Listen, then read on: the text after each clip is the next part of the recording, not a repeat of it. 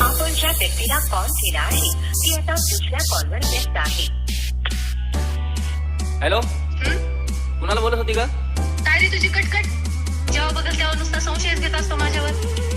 विश्वास नसेल ना तर आजपासून मला फोन करायचा नाही. जा बाळा, तुला आजपासून माझा त्रास नाही.